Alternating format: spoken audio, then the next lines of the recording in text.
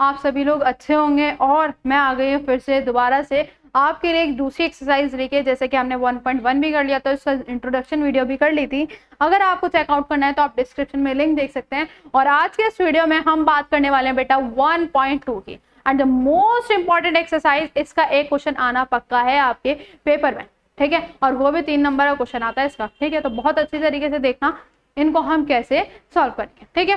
चलिए भाई आ जाते हैं अपने पहले क्वेश्चन पे। और जैसे कि हमारा पहला क्वेश्चन क्या बोलता है, प्रूव दैट कि रूट 5 जो है वो एक कैसा नंबर है, इरैशनल, ठीक है। हमें प्रूव करना है कि ये इरैशनल नंबर है। हमें पता तो है कि इरैशनल होता है, लेकिन आपको हमें क्या करना है, इसको प्रूव करके दिखाना है, ठीक है। आपके पेपर में क्या आ सकता है, इस 5 की जगह 2 लिखा हुआ आ जाएगा, 3 लिखा हुआ आ जाएगा, 11 लिखा हुआ आ जाएगा। सिर्फ यहाँ पर क्या होगा, नंबर चेंज आएगा, पैटर्न आपको सेम वही करना है, सिर्फ आपको नंबर चेंज करना है। जो लैंग्वेज में यहाँ पर लिखूंगी वही आपको पेपर में भी करनी है, ठीक है। चलो भाई, तो हम क्या करेंगे, अगर हमें रैशनल प्रूफ करना है तो हम इसको ना मान लेते हैं, लेटेस्ट कंट्रडिक्शन हम क्या करते हैं, अज्यूम कर लेते हैं कि जो नंबर है ना एक रैशनल नंबर है। कैसा नंबर है, रैशनल। अगर हमने रैशनल नंबर गलत प्रूफ कर दिया तो ऑब्वियस सी बात है वो क्या हो जाएगा, एक इरैशनल नंबर हो जाएगा, ठीक है। तो हम क्या करते हैं, हमेशा आपको ये करना है, लेटेस्ट टेक कि जो हमारा रूट 5 है इज रैशनल नंबर। कैसा नंबर है वो बेटा, रैशनल हमारा नंबर, ठीक है। अब रैशनल नंबर है तो आपको पता ही होगा कि रैशनल नंबर जो है वो किसकी फॉर्म में आता है, p/q की फॉर्म में आता है। तो हम क्या करेंगे, इस रूट 5 को किसके इक्वल कर देंगे, a/b के। हमने p/q की जगह a/b रख लिया। यहाँ पर ना एक बात ध्यान रखना, ये जो a/b नंबर होंगे, a और b जो नंबर है, a एंड b आर को प्राइम नंबर। कैसे नंबर है, को प्राइम। अब को प्राइम का मतलब आपको पता है, क्या पता है, देखो को प्राइम नंबर वो नंबर होते हैं जिनका जो कॉमन एचसीएफ होता है, कॉमन फैक्टर जो होता है वो सिर्फ कितना आता है, 1 आता है, ठीक है। अगर हमने गलत प्रूफ कर दिया कि कॉमन फैक्टर 1 नहीं आ रहा तो मतलब ये ऑब्वियस सी बात है क्या हो जाएगा, इरैशनल नंबर हो जाएगा, ठीक है। तो हमें यही गलत प्रूफ करना है कि इनका जो कॉमन फैक्टर है 1 के अलावा भी बहुत नंबर आ सकते हैं, ठीक है। अब देखो आप क्या करेंगे, ये पहला स्टेप कर दिया। अब इसको ऊपर ले जाओ, b डिवाइड में ऊपर जाए कितना हो जाएगा, मल्टीप्लाई में एंड क्या कर देंगे, स्क्वायरिंग बोथ साइड। क्या कर देंगे, स्क्वायरिंग बोथ साइड।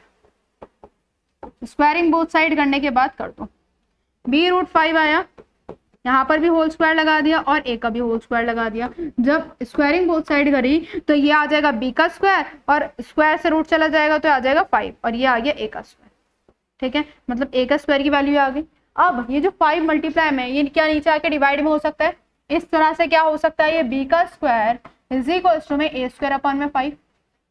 अब एक बात बताओ, क्या 5 a² को डिवाइड कर रहा है, a² को डिवाइड कर रहा है, जब भी तो कोई b² नंबर आ रहा है, ठीक है, इंटीजर ही तो आ रहा है। मतलब डिवाइड करने का मतलब क्या होता है कि वो पूरा का पूरा उसका डिविजिबल कर दे कि वो पॉइंट में वैल्यू ना आके वो इंटीजर में आ जाए, ठीक है। तो हमने यहाँ पर थ्योरम में पढ़ी थी इंट्रोडक्शन में कि अगर मान लो 5 कोई भी प्राइम नंबर किसी भी नंबर के स्क्वायर को वो डिवाइड कर रहा है तो मतलब वो स्क्वायर उस स्क्वायर के नंबर को भी डिवाइड करेगा। मतलब सिंपल अगर मैं भाषा में कहूँ कि जो 5 है, 5 इज, या हम लिख देते हैं कि a² इज divisible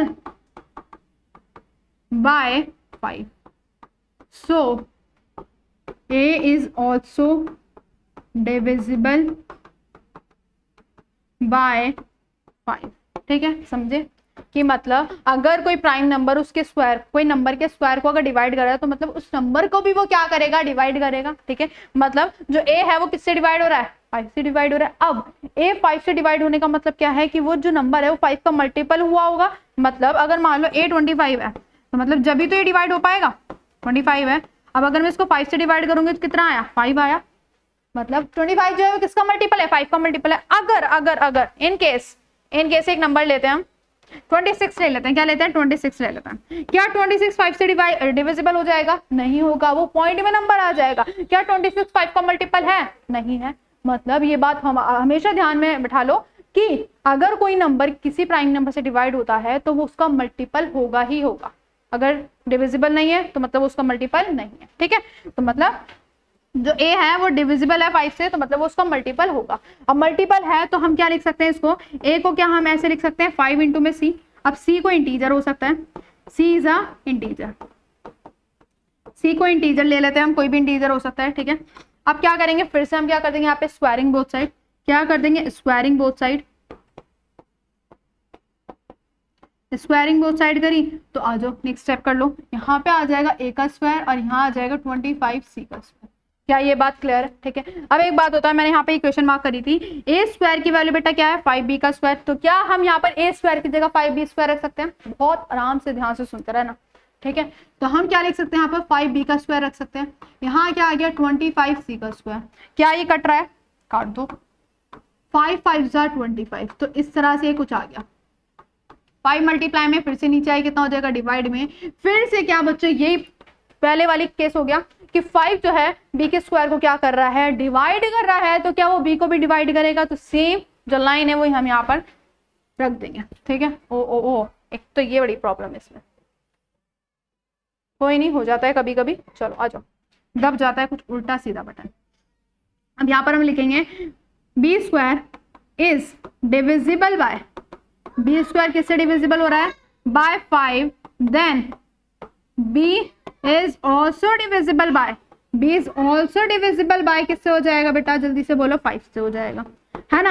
अब मतलब ये हुआ सीधा सीधा सेंस ये हुआ कि a और b जो है वो 5 की मल्टीपल है, और स्टार्टिंग में हमने क्या पढ़ा था कि a और b क्या है कोप्राइम है, मतलब उन दोनों का कॉमन फैक्टर सिर्फ ओनली 1 आएगा, लेकिन क्या a और b का कॉमन फैक्टर 5 भी आ रहा है, आ गया ना, तो मतलब हमने क्या कर दिया गलत प्रूफ कर दिया। तो हम क्या करेंगे यहाँ पर एक लाइन लिखते हैं और लाइन में क्या लिखते हैं कि आर कंट्राडिक्शन, कंट्राडिक्शन का मतलब ये होता है कि जो हमने माना था आर कंट्राडिक्शन इज रॉन्ग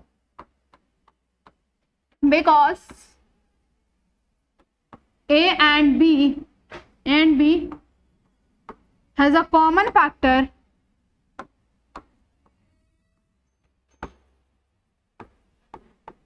क्या है कॉमन फैक्टर भाई?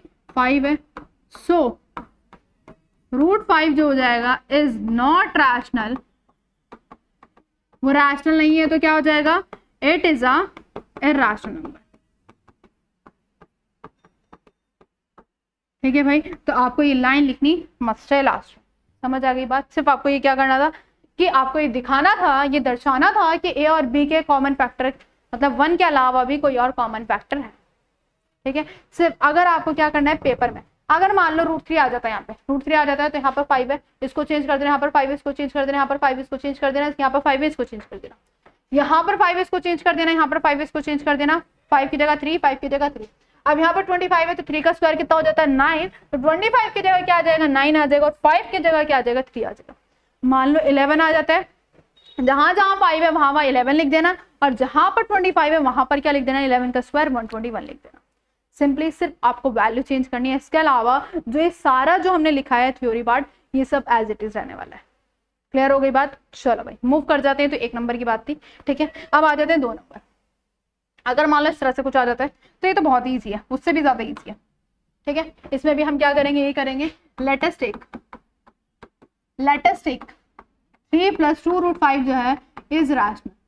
क्या कर दिया हमने, इसको रैशनल कर दिया। अब रैशनल करा तो फिर से हम क्या करेंगे, इसको a/b के इक्वल कर देंगे। a/b के इक्वल करने के बाद ना हम क्या करते हैं, जो रूट वाला नंबर होता है इसको यहाँ पर अकेला छोड़ देंगे, इसके अलावा जो भी फालतू नंबर है उसको उधर भेज देंगे एक एक करके। प्लस का 3 उधर आके बेटा -3 हो जाएगा, एलसीएम ले लो इसका, कितना आ गया b, a माइनस का कितना आ गया 3 पे। अब ये 2 मल्टीप्लाई में नीचे आए कितना हो गया डिवाइड में,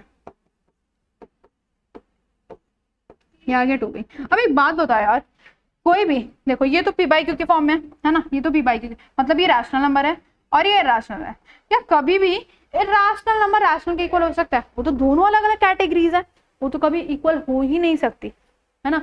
और इसके साथ साथ ना आपको ये लाइन लिख के आएगी, यहाँ पर तो खैर नहीं लिख रखा, लेकिन यहाँ पर एक लाइन लिख के आएगी, तो √5 जो है वो एक ऐसा नंबर है इरैशनल, ये आपको लिख के आएगी, ठीक है, हमेशा, इसमें नहीं लिख रखा, ठीक है। अब एक बात बताओ, ये तो हमें गिवन है कि रैशनल नंबर है, क्या इरैशनल नंबर कभी भी रैशनल के इक्वल हो सकता है? नहीं हो सकता, ठीक है। तो मतलब यहाँ पर ये गलत बात प्रूफ हो गई, ये गलत बात प्रूफ हो गई। क्या हो गई बेटा कि √5 is irrational, so our contradiction is wrong.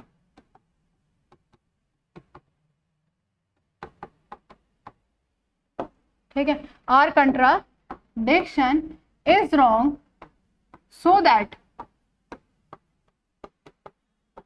जो 3 + 2 √5 हो जाएगा वो कैसा नंबर हो जाएगा, एक इर्रेशनल नंबर हो जाएगा। कैसा नंबर हो जाएगा, इर्रेशनल। बस आपको सिंपल सी ये बात करनी है, आपको क्या करना है, √5 को अकेला छोड़ना है और ये हर उसमें लाइन लिख देनी है, काम खत्म। उससे भी ज्यादा इजी था ना, है ना, मानोगे मेरी बात। अब आ जाते हैं नेक्स्ट क्वेश्चन में। नेक्स्ट क्वेश्चन आपके कितने पार्ट दे रखे हैं, 3 पार्ट दे रखे हैं, सिंपल से है। 1/√2 है, सेम इसमें भी ये करना है, लाइन टेप देनी है आपको। Let us take 1/√2 is rational. कैसा नंबर है बेटा, ये रैशनल नंबर है। तो हम क्या करेंगे, फिर से 1/√2 को किसके इक्वल करेंगे, a/b के। अब जैसे कि मैंने बोला √2 को अकेला छोड़ना है और वो भी न्यूमरेटर में छोड़ना है, ठीक है।